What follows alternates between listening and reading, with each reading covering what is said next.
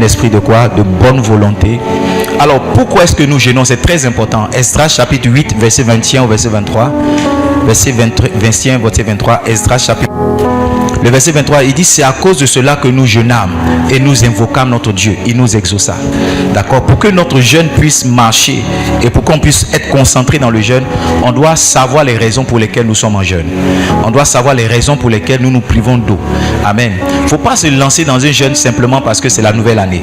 Vous savez, quand nous faisons des choses par tradition et par rituel, on perd la quintessence, on perd l'essence, on perd la raison fondamentale et spirituelle, l'attente et l'expectative de Dieu rattachée à cela. Et nous devons, en tant qu'enfants de Dieu, chercher pourquoi nous sommes en train de jeûner. Alléluia. Et on comprend en lisant ce texte-là qu'il y a des raisons qui doivent pousser un homme à jeûner. On ne doit pas se lancer dans le jeûne simplement parce que tout le monde le fait. Toutes les églises sérieuses jeûnent 21 jours. Certains jeûnent 40 jours, d'autres jeûnent 4 jours, certains 12. Pourquoi nous jeûnons et pourquoi nous jeûnons ce temps? Alléluia. Nous jeûnons, il faut noter, pour réussir notre année 2025. Esdras chapitre 8 verset 21. Il dit ceci: là près du fleuve Ahava, je publie un jeûne d'humiliation devant notre Dieu afin d'implorer de lui un voyage heureux pour nous, pour nos enfants et pour tout ce qui nous appartenait. Donc nous jeûnons, d'accord, pour que notre voyage de 2025 soit un voyage heureux, pour réussir 2025. D'accord? Nous jeûnons aussi, d'accord, pour que Dieu puisse développer en nous certaines prédispositions. C'est pourquoi nous parlons de cœur pur, nous parlons d'esprit de bonne volonté, nous parlons d'esprit bien disposé, d'accord? Nous voulons que Dieu puisse développer en nous certaines prédispositions. Écoutez-moi bien, tout ce qui arrive à l'extérieur de la vie d'un homme tire sa source de son intérieur. C'est ce que vous êtes à l'intérieur de vous qui manifeste ce que vous avez autour de vous. La Bible dit par exemple en Proverbes chapitre 4 le verset 18, c'est un verset que vous connaissez, il dit: garde ton cœur plus que toute autre chose. C'est pas ça? Car de lui sortent les sources de la vie. Verset 23, car de lui sortent les sources de la vie. Donc c'est ta vie est fonction du type de cœur que tu as. En d'autres termes, c'est ton intérieur qui définit ton extérieur. Please write it for me. C'est ton intérieur qui définit ton extérieur. Et nous sommes en train de jeûner pour que Dieu puisse travailler notre intérieur. Il puisse travailler notre intérieur. La troisième raison pour laquelle nous jeûnons pour que le Saint-Esprit puisse nous équiper de certaines capacités spirituelles. Nous ne jeûnons pas seulement pour appeler certains événements pour que ces événements-là arrivent. Si Dieu même crée certaines opportunités, si nous ne sommes pas suffisamment préparés, nous allons les manquer. Et notre préparation, elle est spirituelle. D'accord? Des prédispositions en nous qui doivent changer ou bien être améliorées et des capacités surnaturelles qui doivent venir par l'Esprit. C'est pourquoi la deuxième partie de notre temps de jeûne, on va prier par exemple pour le Saint-Esprit. D'accord? Demain, on va prier pour que le Saint-Esprit, il dit: ne me retire pas ton Esprit Saint.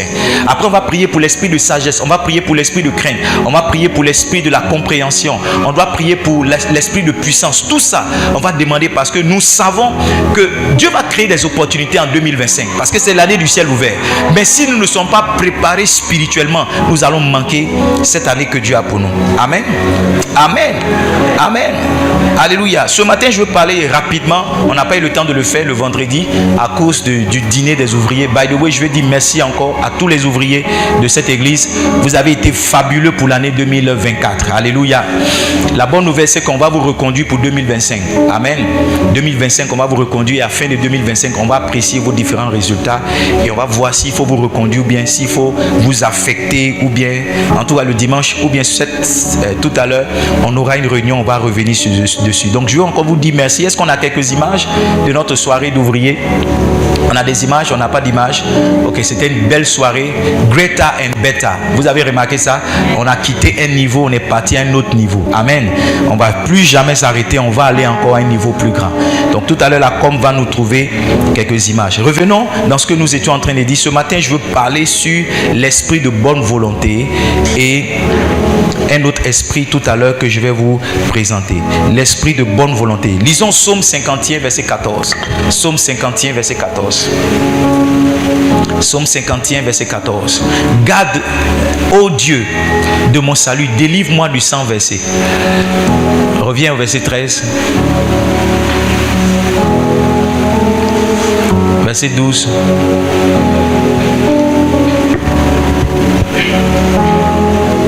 Rends-moi la joie de ton salut. Viens encore verset précédent. Alors, il faut savoir que souvent les psaumes là, c'est décalé selon les versions. Ok?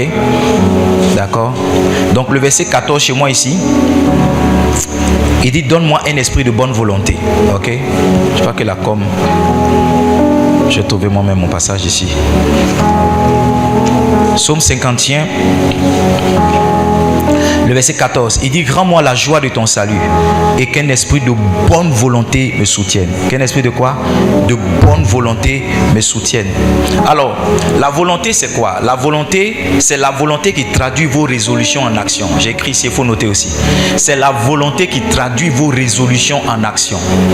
Nous sommes en train de prier dans ces 14 jours de jeûne que Dieu nous donne un esprit de bonne volonté. C'est la volonté, j'ai dit, qui traduit vos résolutions en action. Si tu n'as pas la volonté, tu vas dire: cette année, je vais faire ça. Cette année, je vais faire ça. Cette année, je vais faire ça. Ça va devenir une chanson. Je vais faire ça. Je vais faire ça. Je vais faire ça. Je vais faire ça. Je vais faire ça. Je vais faire ça. Je vais faire ça. Je vais voyager. Je vais faire ça. Je vais manger. Je vais marier. Je vais partir. Je vais voler. Je vais rentrer. Tu vois? Donc quand je dis voler, c'est pas prendre ce qui n'est pas à moi, mais c'est aller dans les airs. Donc on reprend. J'ai fait ça. J'ai fait ça. J'ai fait ça. Je vais manger. Je vais partir. Je vais me marier. Je vais réussir. Je vais travailler. Je vais voler. Je vais voler. Je vais voler. Tu vois, si tu n'as pas la bonne volonté, la chanson va rester dans ton esprit. Chaque matin, tu as dit: j'ai fait ça. J'ai fait ça. J'ai fait ça. Arrivé un moment, quelqu'un va te dire: mais j'ai fait ça là. Qu'est-ce que tu as fait? Qu'est-ce que tu as fait? C'est la bonne volonté qui amène la décision en une action. C'est la bonne volonté, je vais plus loin, qui convertit ton action en résultat. Parce que suis-moi. Note la deuxième chose, c'est la bonne volonté qui traduit ton action en un résultat. Tu sais pourquoi je dis ça? Parce que quel que soit ce que tu vas décider de faire cette année, tu vas rencontrer des obstacles et des oppositions. Mais c'est ta bonne volonté qui va faire que quel que soit l'obstacle, quelle que soit l'opposition, tu vas continuer d'avancer. Si ta volonté n'est pas suffisante, dès que la première obstacle, c'est ça, un obstacle, le premier obstacle, la première opposition va commencer, tu vas abandonner. Tu vas abandonner. J'ai fait ça. J'ai fait ça. Je vais voyager. Je vais me marier. Je vais travailler. Je vais voler. Quand il dit je vais voler, tu dis en haut. J'ai fait ça. J'ai fait ça. Je vais me marier. Je vais voyager. Je vais travailler. Je vais voler en haut. Mais tu vois, c'est ta bonne volonté qui va mener ta décision à devenir une action. C'est ta bonne volonté qui va mener ton action à devenir un résultat. Tout homme qui manque de volonté s'arrêtera en chemin, quelles que soient ses résolutions. Toute femme qui manque de bonne volonté s'arrêtera en chemin, quelles que soient ses décisions, quelles que soient ses déclarations, quelles que soient ses dispositions. L'esprit de bonne volonté donc fait disparaître toute forme de peur. Yes. Quand tu es rempli de bonne volonté, tu ne crains plus. Tu n'as pas peur. D'accord? Tu ne doutes pas. Yes. Il n'y a rien qui t'arrête sur ton chemin. Tu fais fi de tous les risques. On dit on meurt là-bas, mais tu t'en vas. Parce que tu es rempli de bonne volonté. Maintenant, suis-moi. La bonne volonté vient à travers trois choses. Juste après ça, je vais partager quelque chose qui va te bénir. La bonne volonté vient à travers trois choses. Je veux que tu notes. La première chose, c'est la suivante. Et on va le voir à travers l'histoire de David. Ce matin, le Saint-Esprit m'a fait relire l'histoire de David et de Goliath. C'est à partir de là même que l'esprit de la prophétie est venu. Amen. 1 Samuel 17, le verset 23 au verset 30. Avant, il faut noter ceci. L'esprit de bonne volonté vient du désir du résultat. Je vais t'expliquer. L'esprit de bonne volonté vient de ton désir d'avoir un certain résultat. Yes. Je veux avoir une super giga méga church. Je veux avoir. Donc ça, c'est le résultat que je veux. Et parce que je désire tellement ce résultat-là, ça crée en moi la volonté pour poursuivre ce chemin. Ça crée en moi la volonté pour poursuivre ce résultat. Ça crée en moi la volonté pour faire tout ce qu'il faut pour que j'arrive un jour à ce résultat. Suivez-moi bien. Quand votre intérêt n'est pas porté sur la finalité, quand votre intérêt n'est pas porté sur le gain, vous faites très peu d'efforts pour pouvoir vous battre dans la vie. Je reprends. J'ai dit quoi? Quand votre intérêt n'est pas porté sur le résultat, n'est pas porté sur la finalité, n'est pas porté sur le gain, vous faites très peu d'efforts dans la vie. Quand quelqu'un veut quelque chose, quand il veut vraiment, il se bat pour l'avoir. Yes, il se bat pour l'avoir. 1 Samuel 17, verset 23. Tandis qu'il parlait avec eux, voici le Philistin de Gath, nommé Goliath, s'avança entre les deux armées, hors des rangs des Philistins. Il tint les mêmes discours que précédemment et David les entendit. On lit encore. Verset 24, verset 24, verset 24. À la vue de cet homme, tous ceux d'Israël s'enfuient devant lui et furent saisis d'une grande crainte. Verset 25, on lit jusqu'au verset 30. Chacun disait, avez-vous vu s'avancer cet homme? C'est pour jeter à Israël un défi qui s'est avancé. Si quelqu'un le tue, le roi le comblera de richesses, lui donnera sa fille et il affranchira la maison de son père en Israël. N'est-ce pas une bonne finalité? N'est-ce pas un bon gain? L'affranchissement même est déjà quelque chose. En plus, avoir la fille du roi comme sa femme, c'est déjà quelque chose. En plus, avoir la richesse. N'est-ce pas des intérêts ou bien des résultats, des gains suffisants pour créer en quelqu'un un esprit de bonne volonté? Voyez-vous, David était intéressé par ces choses. C'est pourquoi naturellement quelque chose est né dans son cœur pour aller affronter Goliath. Des gens qui n'ont pas un certain désir, qui n'aspirent pas à un certain niveau, une certaine qualité de vie, ne se battent pas dans la vie. L'une des premières raisons pour lesquelles les gens sont pauvres, c'est l'absence de désir, c'est ce qu'on appelle good life. Good life. La belle vie. Il y a beaucoup de personnes qui ne veulent pas la belle vie. Ils veulent manger baka matin, riz sauce arachide à midi et gratin avec sauce aubergine le soir. Il n'y a pas la belle vie. Il n'y a pas un désir de belle vie dans ton cœur. Il n'y a pas un désir de belle vie. C'est pourquoi l'esprit de bonne volonté ne vient pas. Verset 27, on lit jusqu'au verset 30. Reduce the volume here on the stage, please. David, verset combien? 26. David dit aux hommes qui se trouvaient près de lui, que ferait-on à celui qui tuera ce Philistin? Il n'a pas bien entendu, il dit à répéter. À répéter. On va faire quoi? On va faire quoi? Et qui ôtera l'opprobre du dessus d'Israël? Qui est donc ce Philistin, cet incirconcis, pour insulter l'armée du Dieu vivant? Verset 27. Verset 27. Le peuple répétant les mêmes choses lui dit, c'est ainsi qu'on fera à celui qui le tuera. Il avait déjà entendu une première fois, mais il voulait être sûr qu'il avait bien entendu parce que ça l'intéresse. Marier la fille du roi, ça l'intéresse. Avoir des richesses, ça l'intéresse. Sauver sa famille, affranchir sa famille, ça l'intéresse. Demande à ton voisin, qu'est-ce qui t'intéresse? Dormir à Dabou, c'est ce qui t'intéresse. Rester à Dabou, c'est ce qui t'intéresse. Être le chef du village de Tchotchoraf, c'est ce qui t'intéresse.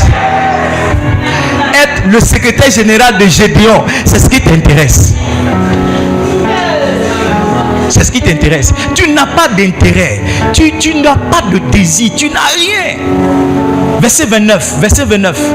Eliab, son frère aîné, qui l'avait entendu parler à ses hommes, fut enflammé de colère. Tu vois très souvent, quand tu as certains intérêts, certains désirs, les gens pensent que tu exagères. Il y a des gens qui sont fâchés simplement parce que souvent tu fais étalage de ton rêve. Moi, je vais aller en vacances ici. Je veux manger ici. Tu les énerves parce que quoi? Parce qu'eux ne pensent pas à ça. Et le fait que tu penses à ça, ça leur donne l'impression que tu te sens meilleur à eux. Frère, ce n'est pas ma faute si tu n'as pas certains intérêts. Ce n'est pas ma faute si certaines choses ne font pas battre ton cœur. Mais moi, j'ai certains intérêts. Il y a des choses que je veux. Il y a des choses pour lesquelles je pense que je dois avoir pour être épanoui. Ça ne fait pas de moi un homme moins spirituel. Au contraire, ça fait de moi quelqu'un qui a compris ce que Christ a accompli pour lui à la croix. Parce que Christ n'est pas venu seulement pour qu'on ait la vie éternelle. Il dit qu'on ait la vie en abondance. Le côté d'abondance là, tu laisses ça pour qui? Pour les animaux ou bien pour les oiseaux? Et toi, pourquoi est-ce que tu ne peux pas vivre l'abondance dont la Bible parle? Tu vois, beaucoup de personnes n'ont pas l'intérêt, n'ont pas ce désir-là dans le cœur. David, il avait cela. On y va, verset 29. Ah, Saint-Esprit, aide-moi. David répondit, qu'est-ce que j'ai fait? Est-ce que je ne peux pas parler? Je ne peux pas parler.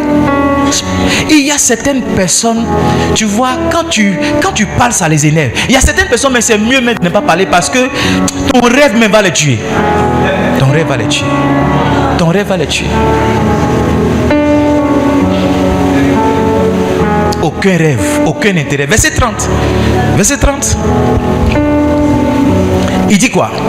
Il se détourna de lui pour s'adresser à un autre. Il dit, mon frère, qu'est-ce qu'on va donner au cas? Il fit les mêmes questions, les mêmes questions. La Bible, il fit comment? Les mêmes questions. Tu dis quoi? On va donner quoi à celui qui va le gagner? On va donner quoi? On va donner quoi? Est-ce que vous savez que même en entreprise, pour créer la motivation, on présente certains gains? On dit, si tu travailles, voici ce qu'on va te donner. Si tu fais ça, voici ce qu'on va te donner. Et un parent doit savoir que les enfants se donnent aussi quand ils sont motivés. Yes, je ne vais pas parler de moi, mais permettez-moi de partager cette expérience que j'ai eue avec mes enfants. Hier après-midi, quand je venais au bureau, ma fille et mon petit garçon m'ont dit, non papa, viens dans la chambre. On a rangé la chambre, Je leur ai dit, le soir, je viendrai avec une glace pour chacun. Et quand je sortais, je n'avais pas suffisamment d'argent sur moi. Donc je suis allé prendre l'argent dans une cabine dans mon quartier. Et je suis encore revenu ici, payer la glace et parti. Pourquoi? Parce que quand un parent sait montrer certains gains à ses enfants, il sait créer en eux certaines motivations pour faire certaines choses. Donc le gain là, l'intérêt, c'est ce qui te motive. Pourquoi il est bon de voyager? C'est pourquoi il est bon de sortir de son cocon quotidien pour aller se frotter à certaines réalités, voir certaines choses. Tu penses que tu as réussi? Dans d'autres pays, les gens qui ont ton âge sont déjà milliardaires, sont déjà millionnaires. Tu penses que tu as réussi? Mais tu vois, quand moi je suis à Dabou ici, certains pasteurs viennent, oh pasteur, hein, ton église, ils me donnent l'impression que j'ai réussi. Non, moi je vais dans certains coins, je suis frustré. Quand ils viennent, non, l'église, Livingstone, maman, comment tu as fait? Oui, gloire à Dieu pour ce qu'il a fait. Mais le fait que j'ai voyagé là, mon intérêt pour l'église a grimpé. Mon intérêt pour l'église a été multiplié. Il y a des choses qui m'intéressent. Un exercice que je te donne aujourd'hui, va écrire sur une feuille les choses qui t'intéressent. Est-ce que tu es intéressé par le mariage? Est-ce que ça t'intéresse de te marier? Est-ce que ça t'intéresse de voyager? Est-ce que ça t'intéresse de t'épanouir? Est-ce que ça t'intéresse d'avoir l'argent? Toujours tu dis je n'ai pas l'argent. Est-ce que ça t'intéresse d'avoir l'argent? Je ne suis pas en train de vous dire d'être Chanel. Je suis en train de vous dire de lever vos standards de vie, de lever vos quêtes. Yes, de lever vos quêtes. Écoute-moi, tu sais, tu peux dormir sur une natte. Tu peux encore rêver que demain tu dormiras sur un lit. Commence à t'intéresser à ce lit-là. Ne vois pas la natte comme étant la finalité. J'ai vu deux gars en train de ronfler sur une natte. Je me suis dit, mais comment ils font pour dormir profondément comme ça? Ils sont ici, ils ne sont pas ailleurs, ils sont ici. Deuxième chose qui doit t'intéresser. Je les ai vus en train de ronfler sur la natte. Donc il a dit, tu vois, je parle pas en vain. Dieu même a fait voir les gens qui tombent sur la natte. Il dit, comment il faut pour ronfler? Comment il faut pour être inspiré comme ça? Donc les gens sur la natte là, c'est d'eux que je parlais. Oh my God. Dis à ton voisin, intéresse-toi des choses meilleures. Intéresse-toi des choses meilleures. Si tu le connais, touche le dis mon frère. Intéresse-toi des choses meilleures. D'où est-ce que l'esprit de bonne volonté viendra? L'esprit de bonne volonté viendra de ton expérience. Comment est-ce que les choses marchent? Yes. Quand tu t'es suffisamment préparé, il y a une volonté naturellement qui naît en toi. Tu sais, quand tu as bien étudié, hein, tu vas au bac avec la volonté que tu vas avoir. Mais quand on étude, tes répétitions étaient un peu bizarres là. Amen. Tu ne manques pas la session de prière prophétique que le pasteur va faire. Tu attends la partie, il va dire soulevez vos bics. Oui, il y a prié sur les stylos. Tu attends la partie, il dit venez apporter une offrande. Tu es chaud pour s'aimer parce que tu ne crois pas. Tu n'as pas confiance à tes révisions. Quelqu'un est là, tu n'as pas confiance à tes répétitions. Donc tu ne sais pas comment ça va marcher. Mais tu vois, quand tu as déjà fait une fois, deux fois, trois fois, il y a un certain calme et une certaine disposition de cœur, assurance avec laquelle tu vas au combat. Yes. Et la bonne volonté, ça vient aussi avec l'expérience. Quand quelqu'un a échoué 1 ou 2, 3 fois, il y a une volonté avec laquelle il part. Que les autres qui viennent de commencer n'ont pas. Nous, quand on faisait le BPC par exemple, il y avait tellement eu de grèves dans notre année scolaire là, qu'on n'avait pas fait de BPC blanc. Donc on n'a jamais vu à quoi est-ce qu'il ressemblait un examen de BPC. Quand on est parti, la première fois on était dans le BPC national. Et je me rappelle, on a fait les épreuves jusqu'à un certain moment, j'ai demandé la permission pour aller aux toilettes. Et là, j'ai croisé un de mes amis de classe. Et on s'est tapé dans la main. On a sauté comme ça, on s'est tapé. On dit, mais c'est facile. Hein? Tu vois, on avait peur parce qu'on ne savait pas à quoi ça ressemblait. Mais sur place, on a découvert que c'était à notre portée. On n'est pas parti avec un esprit de bonne volonté. On est parti avec beaucoup de doutes. On est parti avec beaucoup de peur, beaucoup de crainte. C'est pourquoi, quand Dieu veut faire réussir un homme dans un domaine, il le prépare d'abord. Dieu veut te faire réussir dans un certain domaine et il te prépare. Tu vas accompagner quelqu'un à l'aéroport. Tu vas aller chercher quelqu'un à l'aéroport avant qu'un jour toi aussi tu montes dans l'avion. C'est comme ça que Dieu fait. C'est comme ça que Dieu fait. Certaines jeunes filles, certains jeunes hommes, vous ne vivez pas chez vous. Vous êtes un tuteur, vous êtes une tutrice. Dieu est en train de vous préparer pour votre propre maison. Quand on vous dit de balayer, vous dites ah. Quand on vous dit de préparer, vous dites hein. Quand vous dites, Dieu est en train de vous préparer. C'est cette préparation-là qui va créer en vous l'esprit de bonne volonté, qui va vous aider à vous battre pour attraper le mariage, le travail pour lequel Dieu est en train de vous préparer. 1 Samuel chapitre 17. Je vous ai dit qu'aujourd'hui on va parler beaucoup de David. 1 Samuel chapitre 17. Restons toujours 1 Samuel chapitre 17. Lisons la suite du passage. Verset 31. On va lire jusqu'au verset 7. Lorsqu'on eut entendu les paroles prononcées par David, on les répéta devant Saül. On a un Saül ici qui le fit chercher. Verset 32.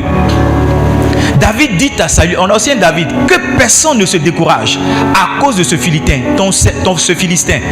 Ton serviteur ira se battre avec lui. Il était déjà intéressé par la femme, les richesses et l'affranchissement. Verset 33. Regardons verset 32. On a lu 32. 33. Il dit, Saül dit à David, tu ne peux pas aller te battre avec ce Philistin, car tu es un enfant. Il est un homme de guerre dès sa jeunesse. Le Seigneur m'a dit ça et je veux dire à certains parents. Le Seigneur m'a dit que ta vie ne soit pas un baromètre pour apprécier la vie de tes enfants. Le Seigneur m'a dit ça. Le Seigneur m'a dit, il ne faudrait pas que tu crois que tes enfants ne vont pas réussir dans ce dans quoi tu as échoué. Jamais. Le Seigneur m'a dit jamais. Jamais. Le Seigneur m'a dit, il ne faut jamais faire ça. C'est une erreur de croire que là où tu as échoué, tes enfants aussi doivent échouer. Non. Le Seigneur m'a dit, c'est une erreur. Et c'est ce que Saül était en train de faire. Il s'est dit que si lui, en tant que roi, il ne peut pas aller affronter Goliath, il n'y a pas quelqu'un qui peut aller affronter Goliath. Parce que vous devez savoir que autant, même du peuple d'Israël, et même quand vous lisez les mythologies, vous allez voir que c'est le meilleur guerrier qui devenait roi. C'est pourquoi lorsque David va renverser Goliath, il va devenir roi à la place de Saül. Donc celui qui doit aller affronter même le guerrier d'en face, c'est celui qui est le roi. Donc le roi s'est dit, si je peux pas, c'est que personne d'autre ne peut. Et ils sont restés là pendant 40 jours. Chers parents, ne tombez pas dans cette erreur-là, d'apprécier votre vie. D'accord? Que votre vie soit la mesure pour apprécier la vie de vos enfants. C'est une erreur. Bref, il dit, il est un homme de guerre dès sa jeunesse. On lit jusqu'au verset 37, verset 34. David dit à Saül, il va lui parler de son expérience maintenant. Pourquoi est-ce que j'ai en moi l'esprit de bonne volonté? La première chose, je suis intéressé par ce que tu as dit. La deuxième chose, je vais te dire, d'où vient mon esprit de bonne volonté? Ça vient de mon expérience. David dit à Saül, ton serviteur faisait paître les brebis de son père. Et quand un lion, un ours venait en enlever une du troupeau, verset 35, je courais après lui, je le frappais et j'arrachais la brebis de sa gueule. Et s'il se dressait contre moi, je le saisissais par la gorge, je le frappais et je le tuais. Verset 36. C'est ainsi que ton serviteur a terrassé le lion et l'ours, et il en sera du même du Philistin, de cet ainsi aussi, comme l'un d'eux, car il a insulté l'armée du Dieu vivant. Verset 37. David dit encore, l'Éternel qui m'a délivré de la griffe, il sait comment ça marche. Il dit, l'Éternel qui m'a délivré de la griffe du lion et de la patte de l'ours me délivrera aussi de la main de ce Philistin. Et Saül dit à David, va, que l'Éternel soit avec toi. David lui a dit, je sais comment on gagne ce type de combat. Est-ce que vous savez, il est dit, les théologiens nous font comprendre que la taille que Goliath avait, quand un ours s'élève, ils ont pratiquement la même taille. Parce que la mesure qui est donnée dans la Bible, c'est à peu près 3,50 m. Et un ours mature, quand il s'élève, il a à peu près 3,50 m. Donc David dit, quand je tuais l'ours, j'étais en train de me préparer pour attaquer Goliath. Mon esprit de bonne volonté vient de mon expérience. Les gens comme lui là, j'ai déjà tué. La force qu'il a, la force qu'il y a la force du lion. Les lions comme lui, dit, j'en ai déjà renversé. Donc ce que je suis en train de faire, ça sera une répétition. Ça sera une répétition. Voici comment l'esprit de bonne volonté naît. Quand Dieu te prépare, il te fait répéter certaines choses. Il te fait répéter certaines activités. Il te fait répéter certains programmes. Il te fait répéter certains domaines jusqu'à ce qu'un jour l'opportunité arrive. Pendant que les autres sont en train de dire non, tu dis moi je peux. Pendant que les autres sont en train de te dire non, moi je peux. Parce que dans le secret, le Seigneur m'a préparé. Écoute-moi maintenant. Le Seigneur est en train de me préparer pour prêcher à des nations. Le Seigneur est en train de me préparer. Yes. L'esprit de bonne volonté vient de l'expérience. Je suis allé prêcher une fois avec mon père spirituel. Pendant que mon père prêchait, ils ont coupé l'électricité. Je vais déjà expliquer ce témoignage. Plus de 1000 personnes assises. Mon père est descendu dans la foule. Il dit allons. J'ai fait dire Daddy, on s'en va où? Il dit allons. Quelques semaines après, moi aussi j'ai eu la grâce d'être invité dans une église à Dabou ici. Sauf qu'ils ont coupé l'électricité depuis matin. Je suis venu plus tôt pour me préparer. Je viens vers 15h, 16h. Il n'y a pas d'électricité. Mais j'ai bonne foi. J'ai bonne espérance que jusqu'à 19h ça va marcher. Je me prépare tout. Rien. Mais à 19h, je m'habille et je vais dans l'église. Le pasteur qui m'a invité est étonné. Il dit évangéliste, tu es venu? J'ai dit oui. Tu m'as invité? Non. Il dit mais à cause de l'obscurité là, j'ai cru que tu ne viendrais pas. Tu vois, j'avais déjà été préparé. L'esprit de bonne volonté m'a donné l'expérience. L'expérience a créé en moi l'esprit de bonne volonté. Alléluia. Alléluia. Dis-moi amen bien. Troisième chose ou troisième niveau par lequel l'esprit de bonne volonté vient, ça vient par l'onction. C'est la partie que j'aime. Ça vient par quoi? On est toujours en train de voir l'expérience de David. Ça vient par quoi?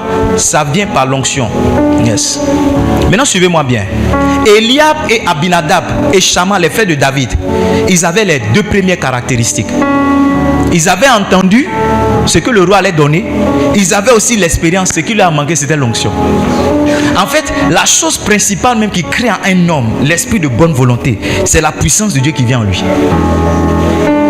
Il y a des capacités que Dieu donne. Ce sont des capacités spirituelles. On les prend pas à l'école. On les prend spirituellement. On les prend uniquement par l'esprit de Dieu. Yes. Je vais vous dire quelque chose. 1 Samuel chapitre 16. Lisons ensemble. 1 Samuel chapitre 16. Est-ce que je suis ici? 1 Samuel chapitre... Lisons d'abord 1 Samuel chapitre 17, 38, 40. Continuons l'histoire. On s'était arrêté à combien? 37. Lisons 38, 40. Saül fit mettre ses vêtements à David. Il plaça sur sa tête un casque d'airain et le revêtit d'une cuirasse. 39. David ceignit l'épée de Saül par-dessus ses habits et voulut marcher car il n'avait pas encore essayé. Mais il dit à Saül, je ne puis pas marcher avec cette armure. Je n'y suis pas accoutumé. Et il s'en débarrassa. Verset 40. Il prit en main son bâton, choisit dans le torrent, il va faire maintenant sa stratégie, choisit dans le torrent 5 pierres polies et les mit dans sa gibecière, et dans sa gibecière de berger et dans sa poche, puis sa fronde à la main, il s'avança contre le Philistin. Vous connaissez la fin de l'histoire. Tu vois, ça c'est venu par l'onction. Saül pensait que la victoire allait venir par l'épée, par l'armure et tout ça. David a dit non, j'ai quelque chose de plus supérieur, j'ai quelque chose de plus grand, j'ai quelque chose de plus performant. Il y a une technologie qui est spirituelle qui m'est venue et qui est sur moi, qui est telle que je ne peux pas échouer. Écoutez-moi. La vie dans laquelle nous sommes, il y a un domaine qui est spirituel que nous ne voyons pas. Mais c'est le domaine spirituel qui définit ce qui arrive dans le matériel. Avant que les choses t'arrivent, elles ont commencé d'abord dans le spirituel. C'est pourquoi je vais vous interpeller. Faites attention à ce que vous voyez quand vous dormez. Faites à ce que vous voyez quand vous dormez. Faites attention à ce que vous entendez quand vous dormez. Parce que pour beaucoup d'entre nous, Dieu nous prévient de certaines choses qui doivent arriver. Certaines choses doivent se passer d'abord dans l'esprit avant qu'elles se manifestent dans le physique. Et l'onction nous permet de rentrer dans cette dimension. Ne soyez pas juste un homme charnel pour dire non, j'ai fait 1 plus 1 égale à 2. Non, les choses vont pas réussir parce que vous êtes un bon planificateur. Les choses vont pas réussir parce que vous êtes quelqu'un qui a bien préparé les choses. Non, il y a un domaine qui est du domaine du spirituel. Et c'est avec ça que vous devez combattre. Quand vous allez écouter plutôt David et Goliath, chacun va se lancer des paroles. Goliath va dire, mais pourquoi tu viens à moi? Est-ce que je suis un chien pour que tu viennes à moi comme un bâton? Avec un bâton. David aussi va dire, vous allez voir que le combat a commencé dans la parole. Le combat a commencé dans les déclarations. Le combat a commencé dans l'esprit. Ne vous engagez pas seulement dans quelque chose de matériel tant que vous n'êtes pas sûr que la chose dans l'esprit a été en votre faveur. Les gens qui ont l'esprit de bonne volonté, il y a quelque chose de spirituel qui arrive. Cette chose spirituelle a fait qu'ils ne font pas attention au risque. Là où tout le monde voyait la mort de David, lui voyait sa victoire. Là où tout le monde voyait qu'il allait être déchiqueté, malmené par un homme de 3,50 m, lui il voyait sa victoire. Quand vous êtes rempli de bonne volonté, vous n'avez pas le temps. C'est vrai que par prudence, vous analysez les risques, mais les risques ne vous arrêtent pas. Quand un homme est suffisamment résolu, il ne fait pas attention aux risques. Parce qu'en réalité, les hommes disent, et c'est vrai, qui ne risque rien, n'a rien. Tu es là où tu es parce que tu n'as pas pris de risque. Écoutez, c'est un risque qu'on a pris. D'abandonner tout ce pourquoi on a été formé sur cette terre et dire que je suis un pasteur, je vais commencer une église. Et si maintenant ça ne marche pas? Et si je fais l'église et les gens ne viennent pas? Et si je fais l'église et que je reste seul avec ma femme et mes enfants? Mais tu vois, à l'époque, j'étais rempli de bonne volonté. Je n'ai pas pensé à toutes ces choses. La seule chose que je voyais, c'est que ça allait marcher. La seule chose que je voyais, c'est que ça allait prospérer. Je me demande encore quelle audace j'ai eu de faire une base et de mettre devant ma clôture pour dire qu'ici c'est une église. Venez prier dans cette maison. Venez voir Dieu dans cette maison. Je me demande encore d'où est venue cette audace. C'est venu par l'esprit de bonne volonté. Cela te manque, c'est pourquoi tu n'as pas encore essayé quelque chose. Cela te manque, c'est pourquoi tu n'as pas encore pris de risque. Israël est resté pendant 40 ans en train de regarder un homme l'insulter. Mais un autre homme est venu rempli de bonne volonté. Il a défié celui qui l'insultait. Qu'est-ce que tu vas défier cette année? Qu'est-ce que tu vas confronter cette année? À quoi est-ce que tu vas t'attaquer cette année? L'esprit de bonne volonté. Il faut que cet esprit-là te remplisse. Si David avait l'expérience de la guerre, il y a quelque chose qui est arrivé sur lui en 1 Samuel chapitre 16. La Bible dit que Samuel est parti le voir, il a oint. Est-ce que je peux avoir ce verset-là? 1 Samuel chapitre 16. Si vous êtes ici, dites yes. 1 Samuel chapitre 16. Can we have it? Donne-moi le verset s'il te plaît, le verset 13. 1 Samuel chapitre 13 verset 16. Le Seigneur m'a dit, il y a 3 choses que tu dois rechercher, pasteur Aïn. La première chose, c'est un cœur, un bon cœur. En tant qu'homme de Dieu, tu dois rechercher un bon cœur. Yes. La deuxième chose que tu dois rechercher, c'est la sagesse. La troisième chose que tu dois rechercher, c'est l'onction.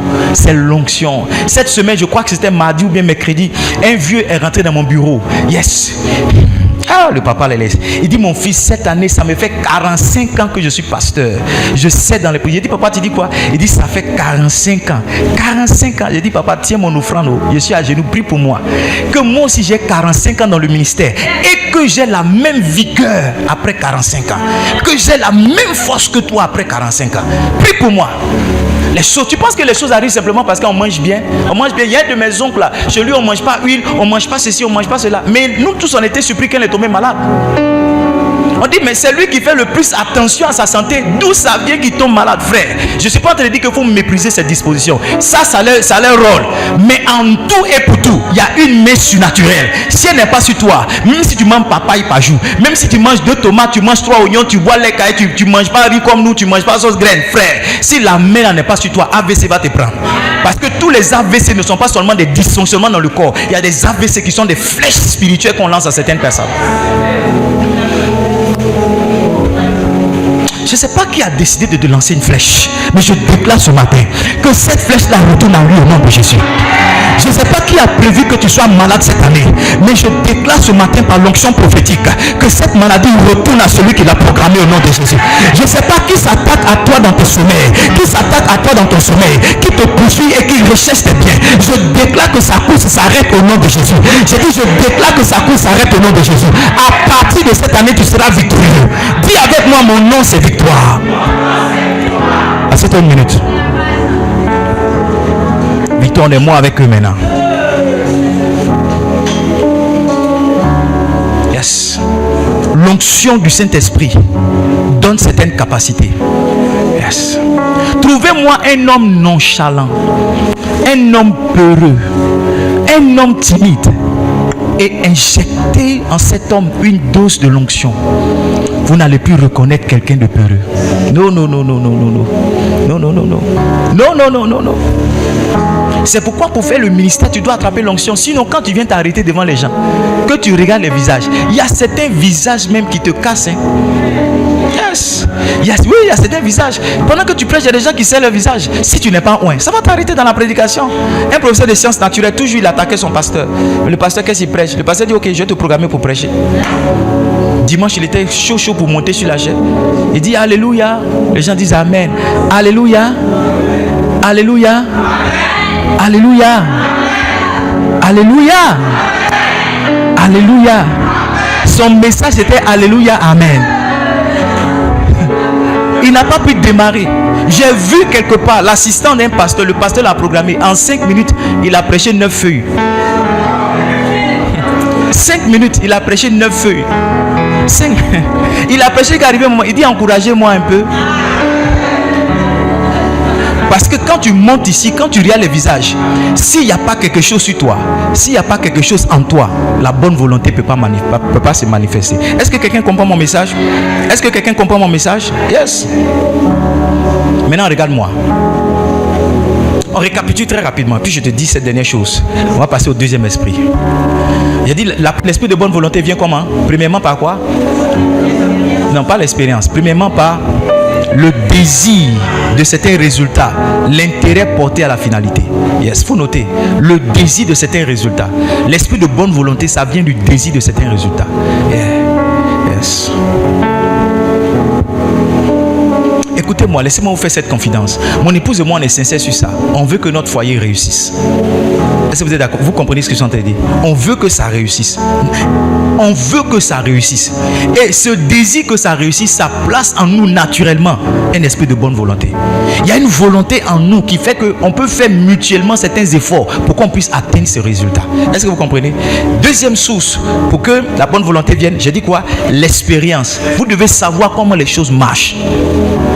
Ne vous levez pas pour dire non, j'ai fait un rêve, je suis devenu un entrepreneur par approche. Allez vous faire former. Allez interroger les gens qui ont commencé le business avant vous. Allez vous asseoir. Aujourd'hui, la connaissance est répandue. Tu vas sur YouTube, quelqu'un va te partager beaucoup de choses. Allez-y regarder des vidéos. Allez-y regarder des gens qui font la chose avant. Et apprenez. Apprenez. Ce matin encore, j'étais en train d'écouter un homme de Dieu. Apprenez à vous tenir. Apprenez à voir comment les choses marchent. Troisième source, j'ai dit quoi? C'est l'onction. La puissance du Saint-Esprit qui fait naître en vous naturellement un certain désir, une certaine volonté. Est-ce que vous êtes avec moi? Est-ce que vous êtes avec moi? Maintenant, regardez. En méditant l'histoire de David ce matin, je me suis rendu compte que Saül savait que David allait tuer Goliath. Yes. Dans 1 Samuel chapitre 17, verset 55. Saül sentait. Tu sais, quand quelqu'un est motivé, quand quelqu'un est galvanisé, quand quelqu'un est résolu, tu sais.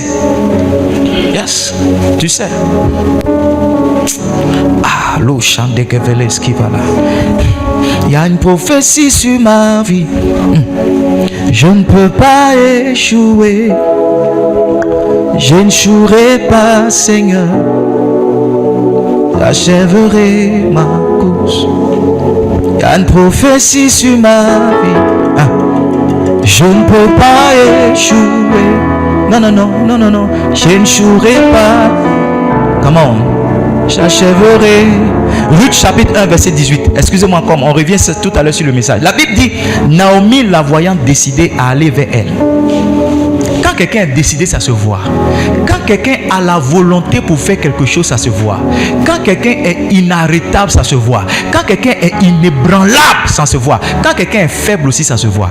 Quand quelqu'un est tergiverse, il balbutie, ça se voit aussi. Saül a vu, lorsqu'il a parlé avec David, que ce petit-là... 1 Samuel chapitre 17, verset 55. 1 Samuel 17, verset 55.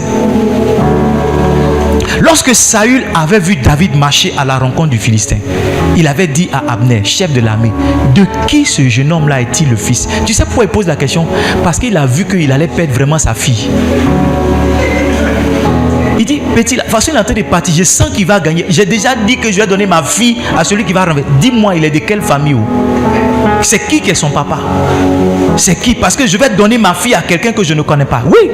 Il dit, de qui ce jeune homme est-il fils? Abner répondit, aussi vrai que ton âme est vivante, ô roi, je l'ignore.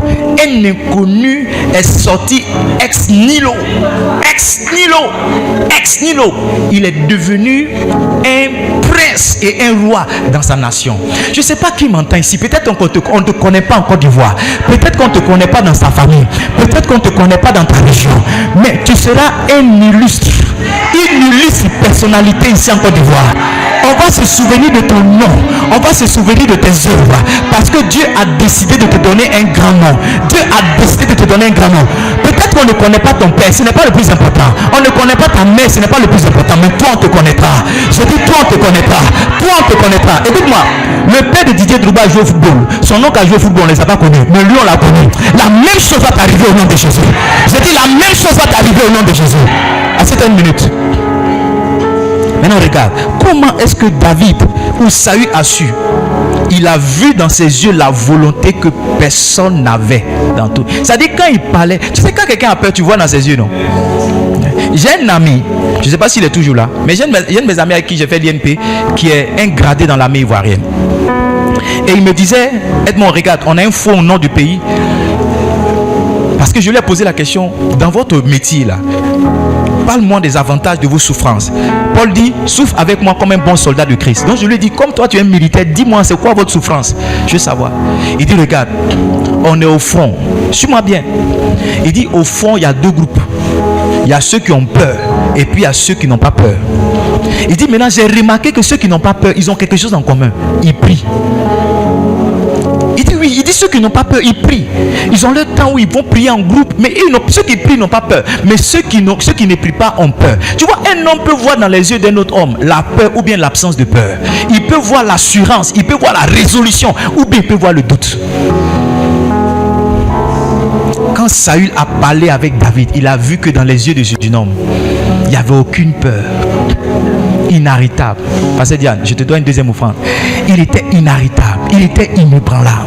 Yes. Quand il a regardé, quand on regarde dans tes yeux, qu'est-ce qu'on voit? Quand on regarde dans tes yeux, qu'est-ce qu'on aperçoit? Tu vois, l'assurance que tu n'as pas, c'est ce qui fait qu'on ne t'engage pas pour certains projets. C'est même ce qui fait qu'on ne te partage pas certains projets.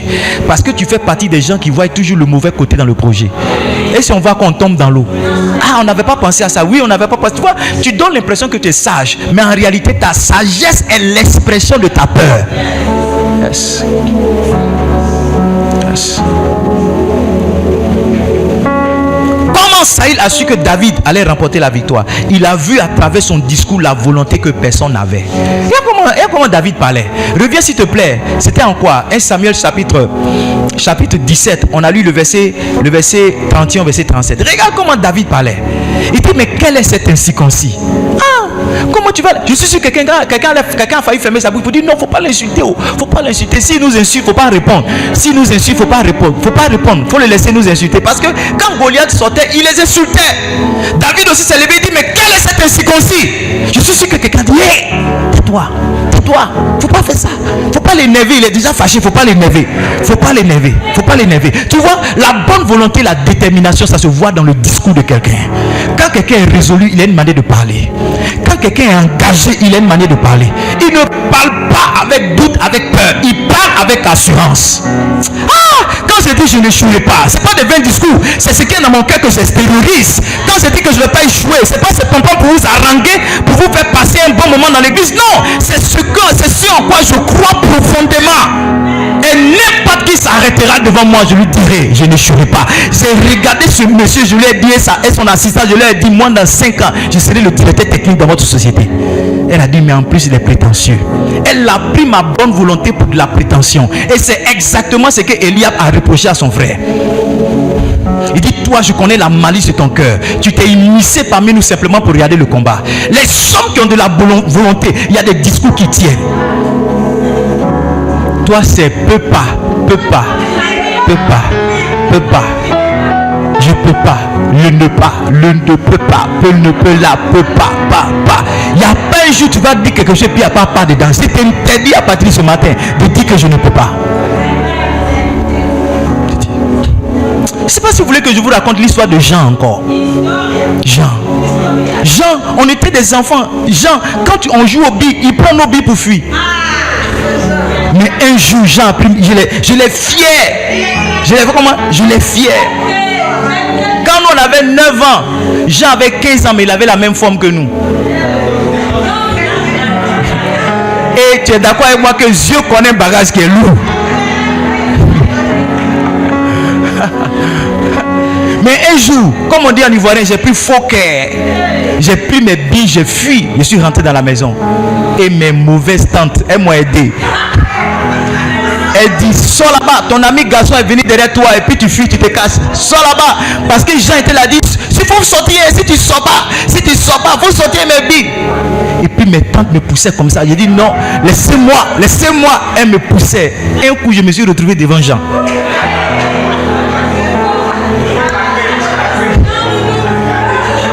Mais je ne sais pas, une force surnaturelle est venue sur moi. Je suis sûr que c'est la même force qui est venue sur David. Une force surnaturelle est venue sur moi. Et je ne sais pas dans quel coup, mais je me rappelle que j'étais sur Jean. Il était en bas de moi. Et je lui donnais des coups. Aide-moi à dire à quelqu'un, si tu ne sais rien, tu n'auras rien. L'évêque Oyedepo dit, what you don't confront, you don't conquer. What you don't confront, you don't conquer. Ça veut dire que ce que tu ne confrontes pas, tu ne vas jamais le conquérir. Si tu ne fais pas un effort pour aller t'attaquer à la montagne, là, tu ne vas jamais la gravir. Si tu ne fais pas un effort pour aller t'attaquer à l'obstacle, tu ne vas jamais le renverser. Si tu ne fais pas un jour, tu prends pas un jour la décision d'aller t'attaquer à cette opposition, tu ne vas jamais la renverser. Beaucoup d'entre nous, il y a quelque chose qui nous a maintenus jusque-là. Quelque chose dont on a peur depuis des années. Si tu n'as pas décidé d'affronter ta peur. Quand on était petit, on dit c'est au Mali qui a peur. Sinon, il n'y a pas reste.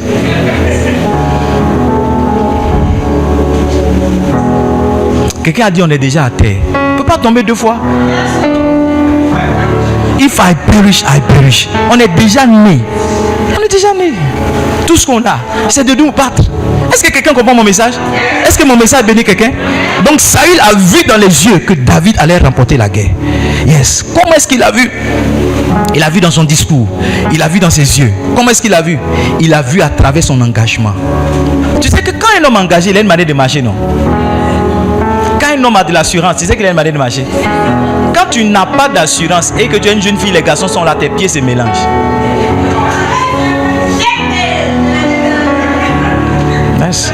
Tu deviens gauchère alors que tu es droitière. Tu te casses plus alors que tu n'as pas vraiment de quoi te casser. Il dit lorsque Saül avait vu David marcher, il y a une manière qu'un homme a, un homme qui a de l'assurance, il y a une manière de marcher. Si vous voulez, il y a une manière de marcher qu'on ne voit que chez quelqu'un qui a de l'assurance. Yes. Quand tu n'as pas d'assurance, quand les gens sont assis, tu ne veux pas quitter derrière pour venir devant. Allô? On te dit non, va devant. Tu dis non, c'est bon ici.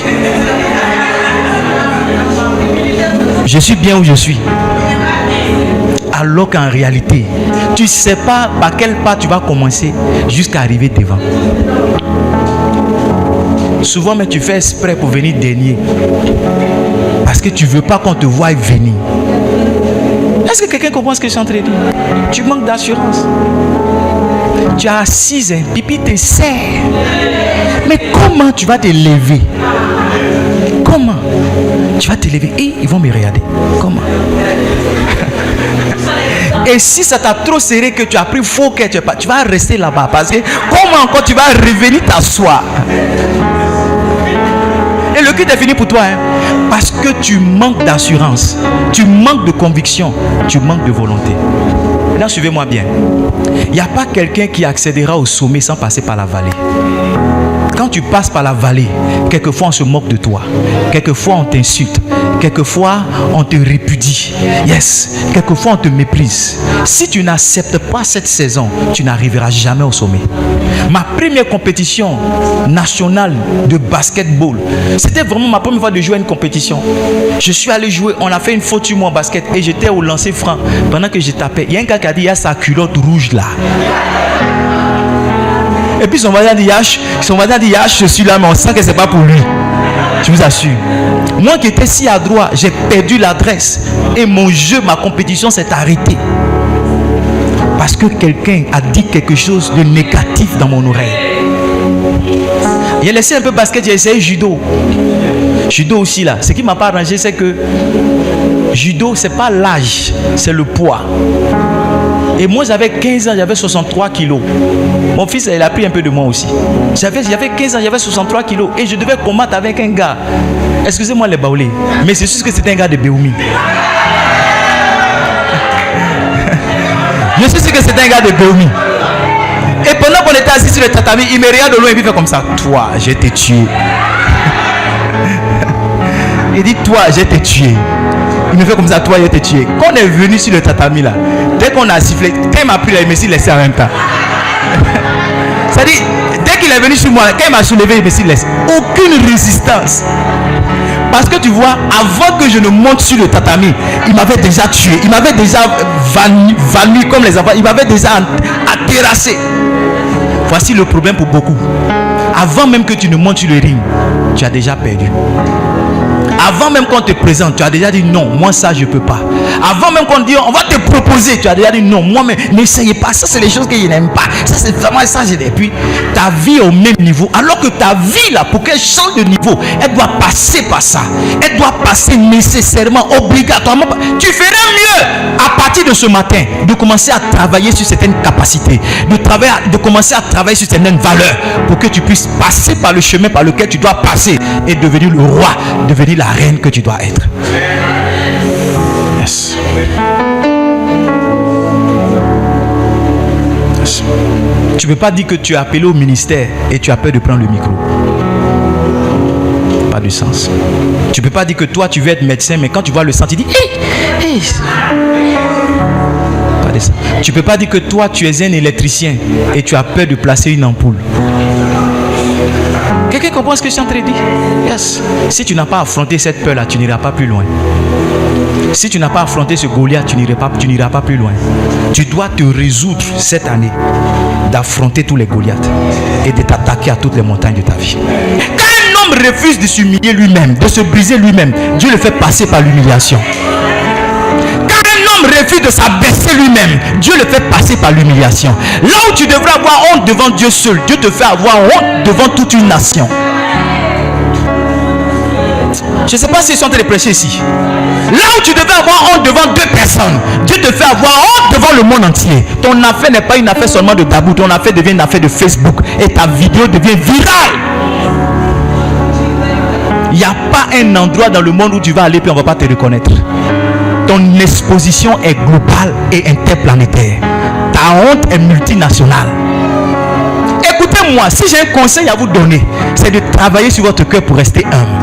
C'est de travailler sur votre cœur pour rester petit. Saül est tombé dans le même piège. C'est pourquoi à un moment il n'a plus écouté Samuel. Samuel lui a dit, 1 Samuel chapitre 15 verset 17. Donnez-moi ça, je vais faire une offrande. La com. 1 Samuel 15 verset 17.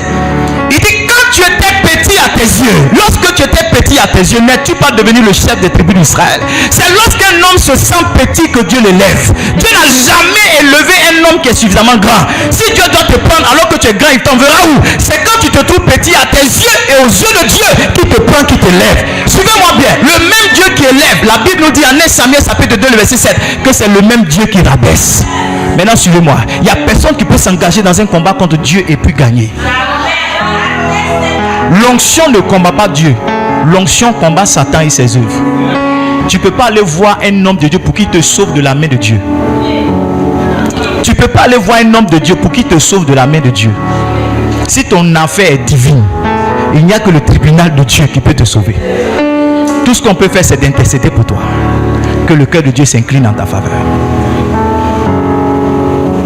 S'il y a un combat que vous devez avoir, c'est de lutter en permanence contre l'orgueil.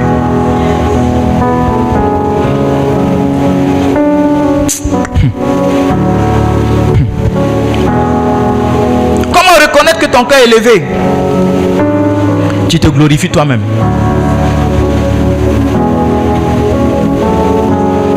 Comment tu peux reconnaître que ton cœur est élevé?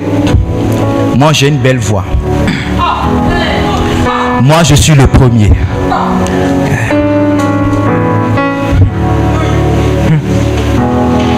Comment on reconnaît que ton cœur est élevé? Tu t'engages dans des entreprises périlleuses. Yes. Tu vois, la bonne volonté a l'effet de ne pas te faire voir le danger. Mais l'orgueil aussi a l'effet de ne pas te faire voir le danger. Je vais descendre. Mais la bonne volonté te fait combattre avec un cœur pur. L'orgueil te fait combattre avec un cœur impur. Et comme ton cœur est impur, Dieu s'arrange à ce que ton orgueil même soit un piège pour toi. Comment tu reconnais que ton cœur est élevé? Troisième, tu reconnais que ton cœur est élevé lorsque tu n'écoutes plus personne.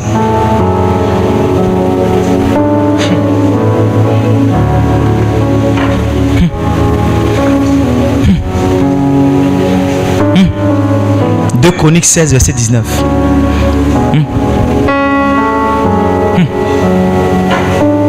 Quand on ne peut plus te parler. 2 Chroniques 26, verset 19. Quand on ne peut plus te faire un reproche. Quand on ne peut plus te réprimander. Quand on ne peut plus te faire asseoir. La colère s'empara d'Ozias, qui tenait un encensoir à la main.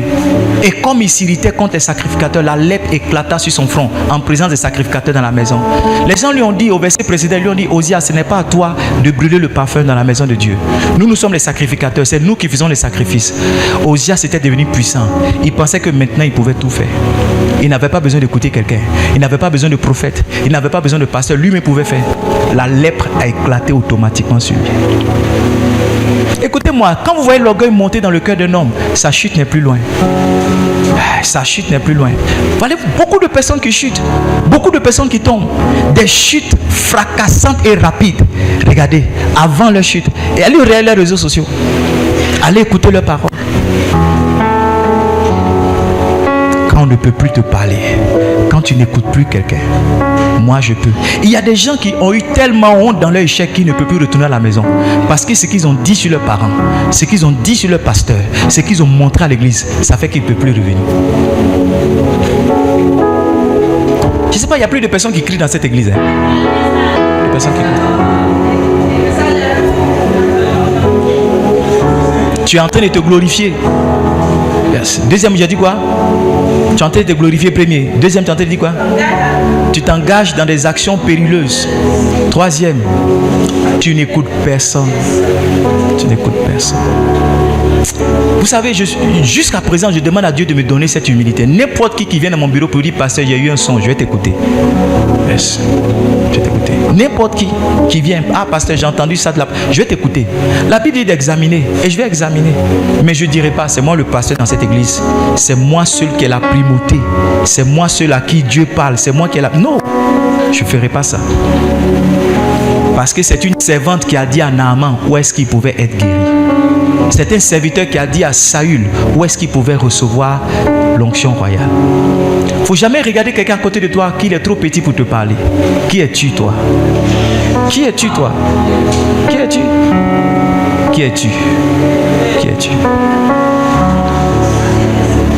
S'il vous plaît, en 2025, ayez un esprit humble. Ayez un esprit humble. Comment vous pouvez avoir un esprit humble? Première clé. Ne vous attribuez jamais le mérite ou la raison d'une victoire. Ne vous attribuez jamais le mérite. Donnez gloire à Dieu pour tout ce qui vous arrive en bien. Et faites-vous des reproches pour ce qui n'a pas marché. Yes. Ah, pasteur, c'était bien. Alléluia. Grâce à Dieu, grâce à vos prières. Oh, pasteur, c'était grâce à Dieu, grâce à vos prières. Ne dis pas non, tu sais. Moi, j'ai fait 7 années chez Bishop Dag. On a été formés. Bon, ça, c'est les choses qu'on maîtrise. Non. Retourne à Dieu la gloire qui lui revient. Est-ce que quelqu'un comprend? Ah, oh ma chérie, tes enfants réussissent à l'école. Ne dis pas, oh, ils ont 2 mètres de maison. Ils sont dans les belles écoles. Non. Il y a ça. Mais il y a Dieu qui fait ça. Ou bien moi, mais j'étais premier. Et ce chien fait chat. Moi, mais je suis premier, mes enfants n'ont qu'à être derniers. Non. Retourne la gloire à qui? À Dieu. À Dieu. Vous savez, quand on était à l'INP, on nous faisait croire qu'on était les meilleurs. C'est une école qui a nourri beaucoup d'orgueil en nous. On dit vous êtes les meilleurs, donc habillez-vous en costume. On attrape des sacs comme ça pour aller en classe. Comme des DG. On nous a appris à nous habiller, mais on nous a appris aussi beaucoup d'orgueil. Ça fait que partout où on s'est retrouvé avec certains jeunes, on s'est toujours cru supérieur à eux. Oui. C'est toujours cru supérieur à eux. Mais après 20 années passées, il y a certains de mes amis qui n'ont jamais travaillé. Jamais. Il y a des gens de ma promotion qui ne sont jamais allés, aucune entreprise les a allés une fois chaque. Il y a certains de mes amis mais qui sont revenus bas même, qui sont allés faire autre chose. Parce que Dieu n'a jamais élevé quelqu'un qui a un but de lui-même, qui est rempli de lui-même. C'est mon combat personnel. À partir de demain, je vais lire le livre L'Ultime Assaut. Ça a fait plus de 10 fois que je lis ce livre. Parce que s'il y a un sujet principal dont Rick Joyner parle dans ce livre, c'est le sujet de l'orgueil. Allez lire comment certains héros de la foi ont chuté, comment nos pères ont chuté. Beaucoup d'entre eux, c'était l'orgueil. L'orgueil vient doucement comme ça. Quand tu commences à voir certains résultats, il te fait croire que tu es le meilleur pasteur à Dabou. N'as-tu pas remarqué, pasteur, que tout le monde vient te voir à Dabou? Tu n'as pas remarqué? Tu n'as pas remarqué que tu es devenu comme incontournable? Et puis tu commences à porter un chapeau qui tourne comme ça pour dire non, ça c'est le chapeau maintenant de ceux qui sont incontournables. Et tu as 5 personnes qui marchent devant toi. Oh, aidez-moi à prier pour mon cœur, que Dieu me garde humble, que Dieu me garde petit à mes yeux. Deuxième clé qui va t'empêcher de tomber dans l'orgueil et d'avoir un cœur brisé, c'est d'empêcher les autres aussi de te faire attribuer le mérite de ce que tu as. Yes. Yes. Vous savez, il y a quelque chose qui m'est arrivé ces temps-ci. Chaque fois que mes amis me présentent, quand je dois prêcher chez eux, ou bien quand ils doivent prêcher chez moi, ils disent non, le pasteur, c'est le pasteur le plus intelligent. Quelqu'un d'ailleurs t'en dit ça, non? C'est le pasteur le plus intelligent. Au départ, je dis Arrivé un moment, c'est rentré dans mon esprit, c'est rentré dans mon cœur. Oui. Et j'ai commencé à dire, mais je suis intelligent. Le Saint-Esprit m'a rappelé ça pendant que je préparais ce message. Il dit, tu vois, ce que tes amis disaient de toi au départ, tu refusais ça. Maintenant, tu as accepté. Parce qu'avec la répétition, on peut introduire une pensée dans ton cœur. C'est pourquoi à l'école, on utilise la répétition, parce qu'elle est pédagogique. C'est par la répétition qu'on peut établir une connaissance dans l'esprit d'un enfant. Est-ce que vous comprenez ce que je suis en train de dire? Donc, quelquefois, on te répète, tu es belle. Tu dis, au début, tu dis, oh non, c'est la grâce de Dieu. C'est la grâce de Dieu. Aide-moi. C'est la grâce de Dieu. C'est la grâce de Dieu. C'est la grâce de Dieu. C'est la grâce de Dieu. Après, tu dis, ouais, j'ai toujours été comme ça. Mon make-up, c'est comment ce matin? Je suis né dans l'eau. C'est que je suis la fille d'une reine. On a bien accouché. Ma maman a mangé carotte. Tu vois, tu as accepté ça et puis c'est rentré en toi. Tu vois, ce que vous devez savoir, c'est que le diable est patient. Le diable, il ne lâche pas vite prise. Il est là jusqu'à ce que la chose qu'il veut, elle l'obtienne. Donc, toujours, il fait un peu. Toujours, il fait un peu. Au début, tu as la foi, tu dis non. Arrivé au moins, ça rentre dans ton cœur. Et tu commences à marcher avec. Et tu commences à te prendre pour celui que tu n'étais pas. Pour tout ce que je vous dis, j'ai des versets. Mais comme le temps est parti, je peux aller vite. Par exemple, Actes chapitre 14. Actes chapitre 14, lisons à partir du verset 11. On va lire le verset 11 jusqu'au verset 15. L'apôtre Paul va faire marcher un homme qui était impotent de naissance, qui n'avait jamais marché. Quand l'apôtre Paul va le faire marcher, la Bible dit, à la vue de ce que Paul avait fait, la foule éleva la voix et dit en langue lycaonienne, les dieux sous une forme humaine sont descendus vers nous. Ils ont arrêté d'appeler Paul pasteur, ils l'ont appelé Dieu. Verset suivant. Ils appelaient Barnabas Jupiter, ils lui ont donné un surnom. Et Paul Mercure parce que c'était lui qui portait la parole. Verset 13, on lit jusqu'à verset 15. Le prêtre de Jupiter, dont le temple était à l'entrée de la ville, amenant des taureaux avec des bandelettes vers les portes et voulait de même que la foule offrir un sacrifice. Verset 14. Les apôtres Barnabas et Paul, ayant appris cela, déchiraient leurs vêtements et se précipitaient au milieu de la foule. Verset 15. En s'écriant, homme, pourquoi agissez-vous de la sorte? Nous aussi, nous sommes des hommes de la même nature que vous. Et vous apportant une bonne nouvelle, nous vous exhortons à renoncer à ces choses vaines pour vous tourner vers le Dieu vivant qui a fait le ciel et la terre, la mer et tout ce qui s'y trouve. Écoutez-moi bien, c'est une chose vaine que de vouloir se faire glorifier. Ne pensez pas que vous êtes un surhomme. Ce jeune homme que vous voyez qui vous prêche tous les dimanches, c'est un homme avec des faiblesses. Une femme est venue me voir hier parce qu'elle avait des problèmes avec son mari. Son mari est un homme de Dieu. J'ai dit, maman, moi que tu vois là, j'ai beaucoup de défauts. Je ne suis pas en train de défendre mon ami parce qu'on est de la même corporation. Mais je ne crois pas qu'il y ait un homme qui soit parfait. Nous tous, on est en train de se battre pour essayer de ressembler à Jésus. Mais au stade où j'en suis, il y a beaucoup de choses que j'ai vaincues, mais il y a beaucoup de choses encore que je suis en train de combattre. Il y a beaucoup de choses que je suis en train de combattre. Est-ce que vous me suivez? Il y a beaucoup de choses auxquelles je m'attaque. Donc je ne suis pas parfait. Je suis un homme avec... Ceux qui sont venus chercher un homme parfait, vous êtes trompés de lieu. Oui. Ceux qui sont venus chercher un pasteur parfait, le petit frère direct de Jésus-Christ, vous êtes trompés de lieu. Où j'en suis là, je suis en train de lutter avec des défauts. Je suis en train de lutter avec des faiblesses. Je suis en train d'essayer de m'améliorer année après année. Essayer d'en découdre avec la colère, d'en découdre avec mon tempérament quelquefois sanguin. Je suis en train d'essayer de m'améliorer, mais je ne suis pas encore meilleur. Je ne suis pas encore meilleur. Donc ceux pour qui certaines de mes attitudes peuvent choquer parce qu'ils ne s'attendaient pas à ce que je réagisse comme ça. Écoutez, vous êtes trompés de lieu. Oh, vous êtes trompés de lieu. Je suis encore en train de travailler. Il n'y a plus personne qui crie dans cette église. Je ne sais pas entrer, je me suis trompé d'église. Je me suis trompé d'église. Donne-moi le verset 18. Acte 14, verset 18. Verset 18. Il dit, à peine il put par ses paroles empêcher la foule de leur offrir un sacrifice. Un homme volontairement doit empêcher les autres de faire certaines choses. L'année dernière, j'ai dit à Pasteur Anissé, je ne veux pas voir quelqu'un à l'aéroport si je descends de l'avion. Je l'ai menacé, mais il a ramassé les gens pour venir. J'ai dit, je ne veux pas vous voir. Il vous a ramassé, il vous a mis dans le car, vous êtes parti m'attendre à l'aéroport.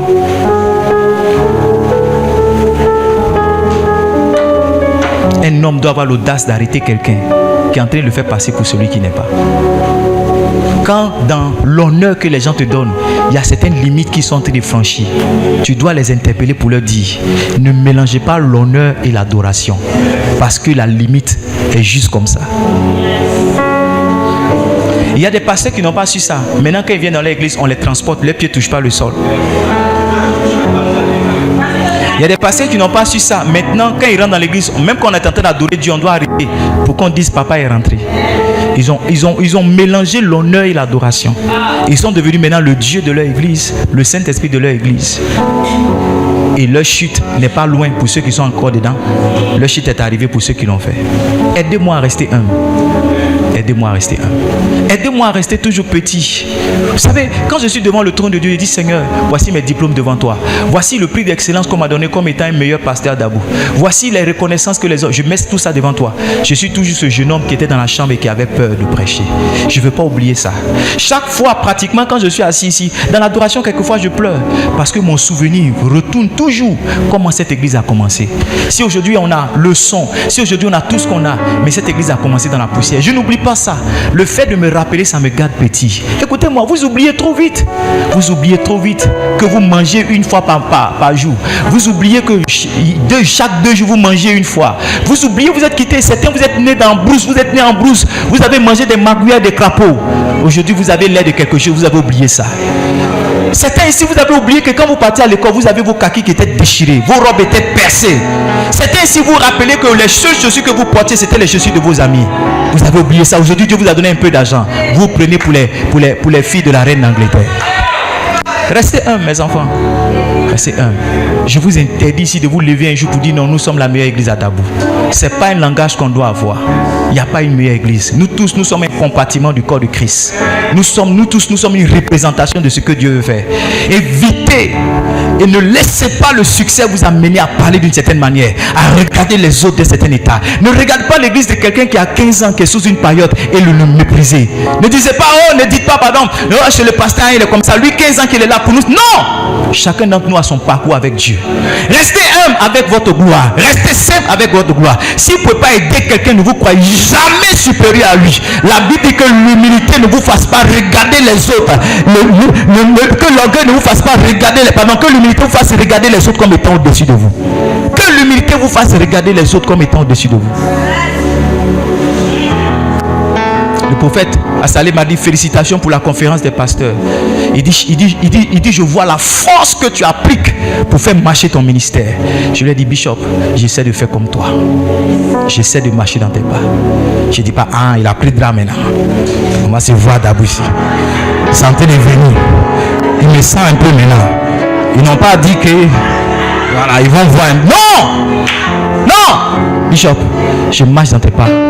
J'essaie de faire comme toi. Que l'humilité vous fasse regarder les autres comme étant au-dessus de vous. C'est ça l'humilité. C'est pas plus d'argent. C'est pas plus de vêtements. C'est pas plus de bâtiments. Non. L'humilité vous fait regarder toujours les autres comme étant au-dessus de vous. Soyez humble. Soyez très humble. Une dame est venue ici avec son mari. Elle dit elle va nous enseigner la chorale. Ils vont nous enseigner dans le coaching.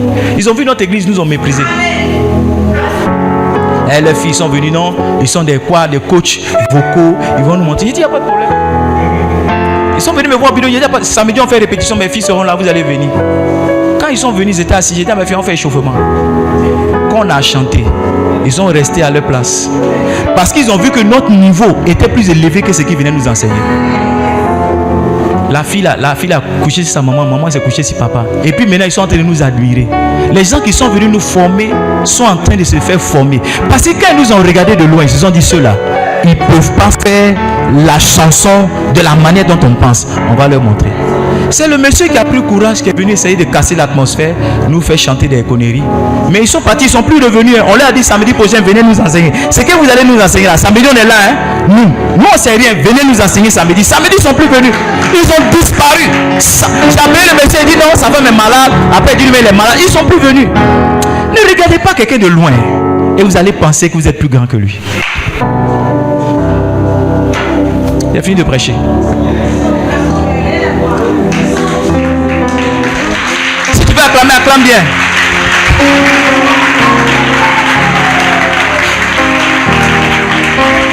On va se tenir debout.